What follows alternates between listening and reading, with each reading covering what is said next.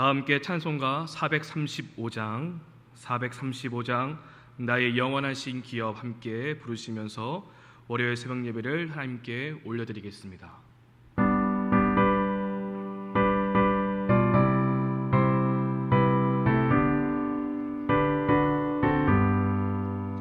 나의 영원하신 기업 생명보다 귀하다.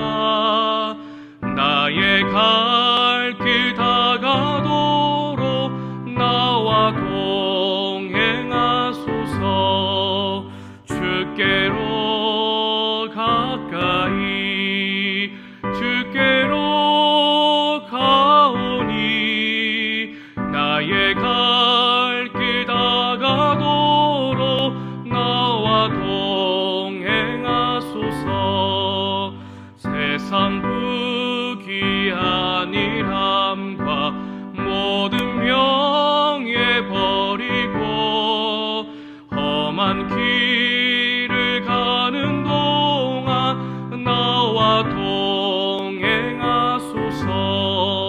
주께로 가까이 주께로 가오니 나의 갈 길 다가도록 나와 동행하소서. 어두운 골짜 지나가며 험한 바다 건너서 천국 문에 이르도록 나와 동행하소서. 주께로 가까이 주께로 가오니 나의 갈 길 다가도록 나와 동행하소서. 아멘. 기도하겠습니다. 우리와 함께 하시는 하나님, 오늘 이 아침에도 각자의 가정에서 온라인 영상 예배로 함께 예배드리게 하심에 감사드립니다. 오늘 이 시간 하나님께 간절히 구하오니 오늘 하루의 삶을 주님과 동행하며 주님과 함께하는 삶을 살아갈 수 있도록 주님 우리와 함께하여 주시옵소서. 온전히 우리가 주의 말씀에 따라 살아가기를 소망합니다. 주의 말씀은 내 발의 등이요 내 길의 빛이심을 믿습니다. 오직 말씀 안에서 우리의 마음이 다스려지고 나의 생각, 나의 계획이 아닌 주의 뜻과 주의 계획을 이뤄갈 수 있도록 인도하여 주시옵소서. 하나님, 새로운 교회 모든 교우들의 가정에 평화를 주시옵시고 이 나라 이 민족을 주님의 자비하심으로 다스려 주시옵소서. 정치, 경제, 교육, 안보, 문화 여러 분야 속에서 하나님의 질서 가운데 온전히 바로 세워지기를 간절히 구합니다. 특별히 너무나 심각한 경제의 위기로 많은 사람들이 힘들어하고 있사오니 하나님, 이 위기를 잘 극복할 수 있도록 우리와 함께하여 주시옵소서. 코로나 시국 속에서 새롭게 모든 교우들을 지켜주시옵시고 후유증 없이 깨끗하게 나을 수 있도록 주님 은혜 베풀어 주시옵소서. 하나님, 강력한 태풍으로 많은 사람들이 어려움 당하지 않도록 지켜주시옵시고 잘 대비하고 준비하여서 큰 피해 없도록 주님 우리와 함께하여 주시옵소서. 특별히 교회 건축 가운데 있는 모든 상황 가운데서 하나님께서 지켜주셔서 되어지는 모든 상황이 어려움 당하지 않도록 도와주시옵시고 주님의 은혜 가운데에 지켜질 수 있도록 주님 함께하여 주시옵소서. 우리 새로운 교회와 함께하시는 하나님 아버지, 우리 새로운 교회를 이 땅에 세워주시고 주님의 꿈을 이뤄가는 복된 교회로 세워가게 하심에 감사드립니다. 이 일을 위해서 세워주신 담임 목사님과 사모님 영육의 강건함을 더하여 주시옵시고 오직 목회에 전념할 수 있도록 하나님께서 그 모든 것을 더하여 주시옵소서. 돕는 모든 교역자들, 사역자들 합력하여 선을 이뤄갈 수 있도록 도와주시옵시고 주의 교회를 아름답게 세워갈 수 있도록 은혜 베풀어 주시옵소서. 무엇보다 성전 건축을 위하여 온 교우들이 한 마음 합심하여 기도하고 있사오니 하나님, 우리가 의심하지 않고 두려워하지 않고 우리와 함께 하시는 하나님을 믿고 이 건축을 끝까지 이뤄갈 수 있도록 인도하여 주시옵소서. 건축의 모든 공사가 안전하게 진행될 수 있도록 주님께서 눈동자와 같이 지켜주시옵시고, 이 일을 통해서 시험 드는 자가 없게 하여 주시옵시고, 주변 사람들의 그 마음 또한 하나님께서 다스려 주시옵소서. 건축을 돕는 CM과 설계회사, 시공사 모든 협력업체들을 도와주시옵시고, 모든 일정대로 순조롭게 진행될 수 있도록 인도하여 주시옵소서. 필요한 재정을 채워주시옵시고, 자원할 수 있는 마음도 허락하여 주시옵시고, 끝까지 우리가 믿음으로 성전 건축을 이뤄갈 수 있도록 은혜 베풀어 주시옵소서. 우리 다음 세대를 위해서 기도합니다. 영유치부, 유초등부, 중고등부 청년부를 기억하여 주시옵시고, 하나님의 인격적으로 만나는 은혜가 있게 하여 주사 세상의 기준이 아닌 오직 말씀 위에 바로 세워져 하나님과 마음이 합한 자가 되어 주의 나라와 교회를 위해서 쓰임받는 믿음의 사람들이 될 수 있도록 인도하여 주시옵소서. 몸과 마음이 아픈 환우분들이 있습니다. 주님이 기억하여 주시옵시고, 이 시간 찾아오셔서 어루만져 주시옵소서. 육신의 모든 질병을 치료하여 주시옵시고, 마음의 모든 짐도 벗을 수 있도록 역사하여 주시옵소서. 믿음으로 기도하오니 믿음의 역사가, 치료의 역사가 나타나게 도와 주시옵시고, 하나님의 손길이 그 위에 머물 수 있도록 주님 역사하여 주시옵소서. 힘겨울지라도 살아계신 하나님을 굳게 믿는 믿음을 더하여 주시옵시고, 온전히 하나님께만 소망을 두며 살아갈 수 있도록 인도하여 주시옵소서. 새로운 교회 모든 교대의 가정과 사업장과 직장을 붙들어 주시옵시고, 어려움 당하지 않도록 주님께서 함께하여 주시옵소서. 인과 기도를 위해서 날마다 기도하는 제목들도 있사오니 사랑하는 우리의 가족들이 주의 품으로 돌아올 수 있도록 주님 은혜 베풀어 주시옵소서.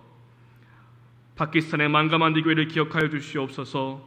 남은 모든 건축의 공사가 안전하게 진행될 수 있도록 도와주시옵시고, 만가만디 선은교회를 통하여서 그 지역이 복음을 하는데 놀랍게 쓰임받을 수 있도록 인도하여 주시옵소서.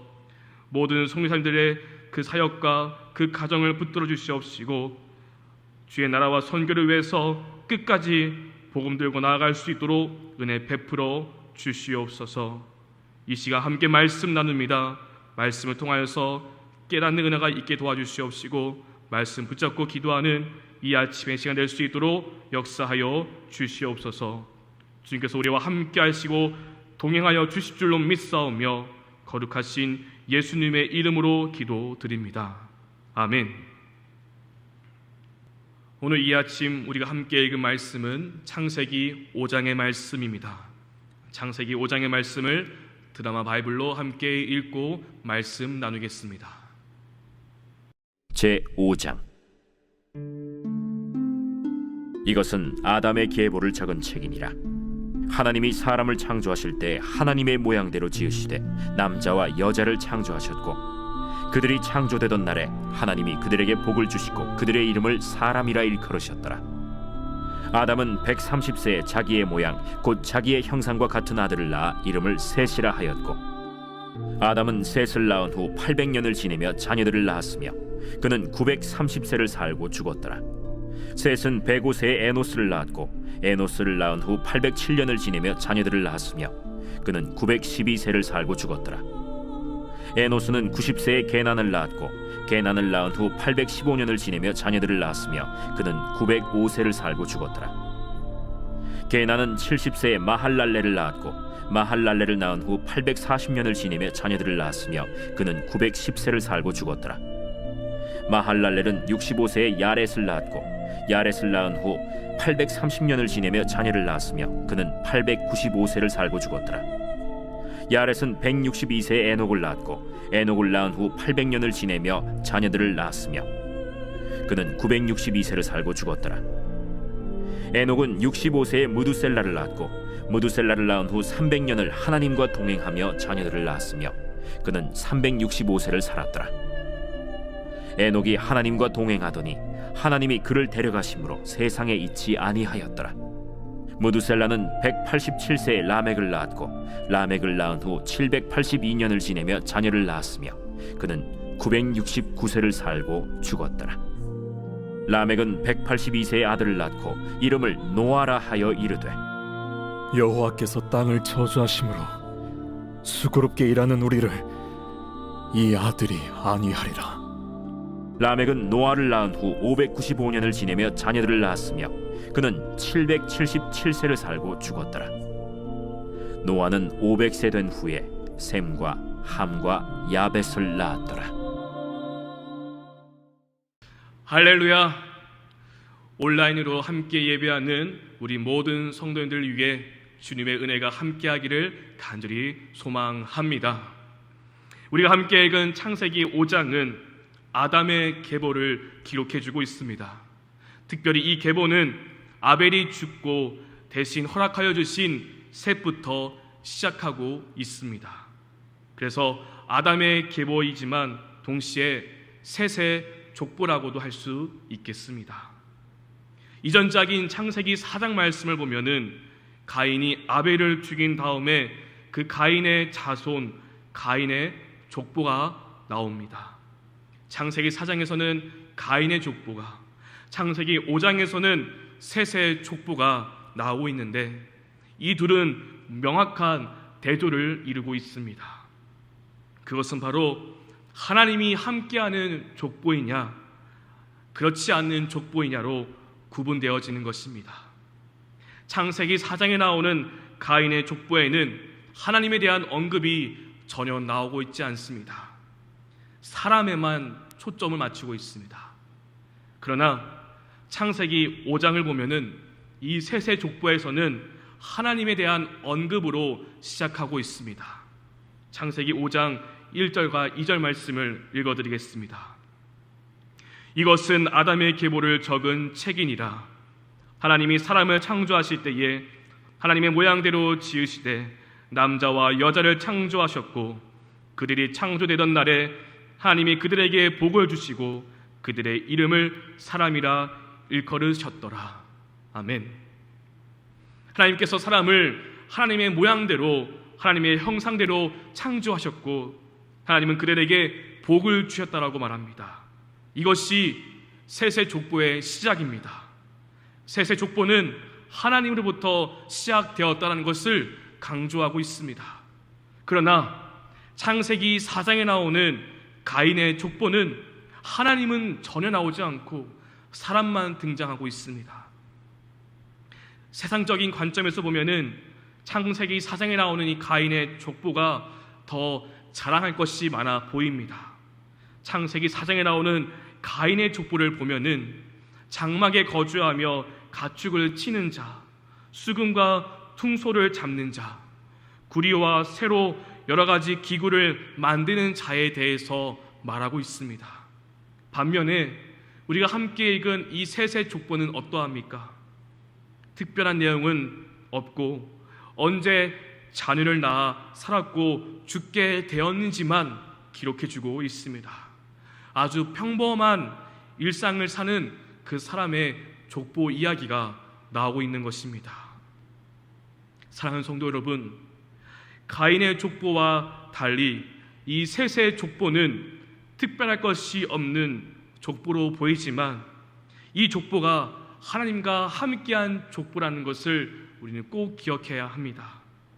비록 평범한 족보일지라도 하나님 안에서 이 계보가 이어진다면 이것이 바로 축복이라는 것을 우리가 믿을 수 있기를 원합니다.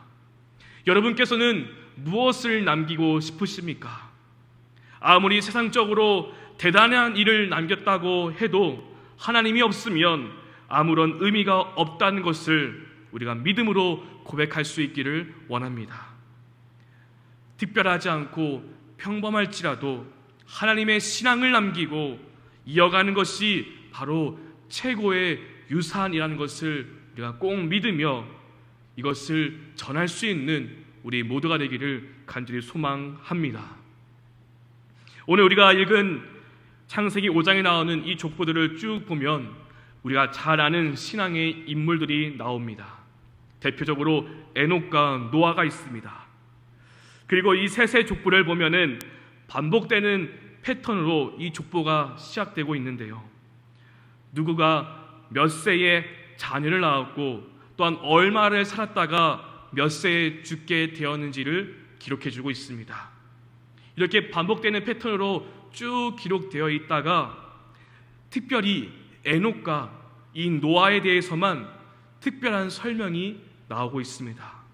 오늘 이 시간 이 에녹을 우리가 함께 보면서 에녹에게 주어진 놀라운 은혜가 무엇이었는지 함께 보기를 원합니다. 에녹에 대한 설명을 보면 한 가지 부연 설명이 붙어 있습니다. 22절 말씀을 보면 이렇게 기록되어 있습니다. 무드셀라를 낳은 후 300년을 하나님과 동행하며 자녀들을 낳았으며 라고 말합니다. 300년을 하나님과 동행하였다라고 이 말씀이 붙여져 있습니다. 동행하며 라고 해당되는 이 히브리어는 할라크를 뜻하는 걷다, 산책하다라는 의미가 담겨져 있습니다. 우리는 나와 가까운 사람, 내가 좋아하는 사람과 함께 걷고 산책하며 교제를 나눕니다. 이와 같이 에녹이 하나님과 동행했다는 것은 하나님과 함께 걷고 함께 산책하며 인격적인 교제를 나누었다는 것을 의미하는 것입니다. 에녹은 300년 동안 하나님을 바라보며 하나님과 발맞춰 걷는 동행의 삶을 살았던 것이었습니다. 그렇다면 그가 하나님과 동행했던 그 비결은 무엇이었을까요? 우리는 에녹과 함께 무드셀라를 알아야 합니다. 에녹은 65세에 무드셀라를 낳았다고 합니다. 그런데 성경을 자세히 보면 에녹은 무드셀라를 낳은 후에 300년을 하나님과 동행했다라고 말합니다. 에녹이 무드셀라를 낳고 나서 특별히 하나님과 동행하는 삶을 살았던 것이었습니다. 그럼 이 무드셀라를 낳고 난 다음에 무슨 일이 있었던 것이었을까요? 우리는 이 무드셀라라는 이름의 뜻을 알아야 합니다. 무드셀라라는 이름의 그 뜻은 창을 던지는 사람이라는 뜻이 있습니다. 고대 전쟁에서 창 던지는 사람은 전쟁의 승패를 가르는 중요한 사람이었습니다. 창을 던지는 사람이 죽으면 그 전쟁은 진 것입니다. 창 던지는 사람이 죽으면 그 민족은 망하게 되는 것입니다. 이러한 관점에서 무드셀라라는 이름과 그 존재에는 바로 심판이라는 의미가 담겨 있는 것입니다. 따라서 에녹은 자신의 아들 이 무드셀라를 보면서 그의 이름을 부르면서 심판, 하나님의 심판이 있다는 것을 기억했던 것이었습니다. 에녹은 아들을 통해서 심판을 기억하는 삶을 살았던 것이었습니다. 이것이 에녹이 하나님과 동행했던 비결이며 그의 신앙이었습니다. 에녹은 하나님과 300년 동안 동행합니다. 그는 심판하시는 하나님, 곧 구원하시는 하나님을 믿었습니다. 그 믿음으로 하나님께 나아갔고 그 믿음으로 구원과 심판을 하시는 하나님 편에 서 있었으며 그 믿음으로 그렇게 하나님과 동행하는 삶을 살았던 것이었습니다. 그렇다면 하나님과 동행하는 에녹은 어떻게 되었습니까? 우리가 잘 알고 있듯이 24절 말씀에 이렇게 기록되어 있습니다. 에녹이 하나님과 동행하였더니 하나님이 그를 데려가심으로 세상에 있지 아니하였더라. 하나님은 어느 날 불쑥 에녹을 데려갔습니다. 하나님이 데려가심으로 그는 죽음을 보지 않고 하나님께 가게 되었습니다. 이에 대해서 히브리서 말씀을 보면은 11장 5절 말씀에서 이 에녹에 대해서 이렇게 설명해 주고 있습니다. 믿음으로 에녹은 죽음을 보지 않고 옮겨졌으니 하나님이 그를 옮기심으로 다시 보이지 아니하였느니라. 그는 옮겨지기 전에 하나님을 기쁘시게 하는 자라 하는 증거를 받았느니라. 아멘. 히브리서 기자는 하나님이 에녹을 왜 데려가셨는지 이렇게 설명합니다. 그는 옮겨지기 전에 하나님을 기쁘시게 하는 자라 하는 증거를 받았다라고 말합니다. 하나님을 기쁘시게 해드렸기 때문에 하나님은 그를 데려가셨던 것이었습니다. 우린 여기서 한 가지 중요한 공식을 알게 됩니다. 하나님과 동행한다는 것은 하나님을 기쁘시게 하는 것입니다. 우리는 무엇으로 하나님을 기쁘시게 할 수 있을까요? 사람의 의로운 행동으로 하나님이 기뻐하실까요? 사람의 의로움으로는 결코 하나님을 만족시킬 수 없습니다. 우리가 하나님을 기쁘시게 할 수 있는 것은 단 한 가지입니다.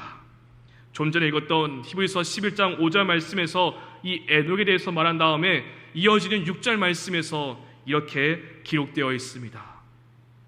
믿음이 없이는 하나님을 기쁘시게 하지 못하나니 하나님께 나아가는 자는 반드시 그가 계신 것과 또한 그가 자기를 찾는 자들에게 상 주시는 이심을 믿어야 할지니라. 아멘. 무엇이 없으면 하나님을 기쁘시게 할 수 없다라고 합니까? 바로 믿음입니다. 우리가 하나님을 기쁘시게 할 수 있는 것은 오직 믿음뿐입니다. 믿음만이 하나님을 기쁘시게 하며 하나님은 우리의 믿음을 기뻐하십니다.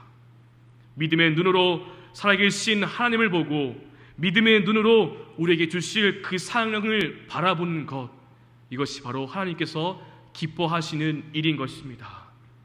사랑하는 성도 여러분, 에녹은 하나님에 대한 분명한 믿음이 있었고 그 믿음으로 하나님과 동행하며 하나님을 기쁘시게 하는 삶을 살았습니다. 오늘 나에게는 이 믿음이 있는지 우리가 함께 묵상하며 기도할 수 있기를 원합니다. 우리의 믿음과 신앙의 목적이 무엇입니까? 하나님을 가까이 하는 것이고 하나님의 기쁨이 되는 것입니다. 오늘 하루 나와 함께 하시는 하나님을 믿음으로 시작하여 하나님과 동행하는 삶을 살아가는 우리 모두가 되기를 원합니다. 살아계신 하나님, 나와 함께 하시는 하나님을 의심하는 것이 아니라 굳게 믿어 담대하게 살아가는 우리 모두가 되기를 주님의 이름으로 축원합니다. 함께 기도하겠습니다. 우리 이 시간 기도하실 때에는 새벽 예배 7가지 기도 제목을 두고 함께 기도하겠습니다. 나라 민족을 위해서, 목회자들을 위해서, 교회를 위해서 기도해 주시고 특별히 성전 건축을 위해서 더 많은 기도 부탁드리겠습니다. 우리 교우들을 위해서, 신앙과 선교를 위해서 기도해 주시고 각자 들고 나온 기도의 제목을 가지고 함께 기도하신 후에 삶의 자리로 나아가겠습니다. 함께 기도하겠습니다.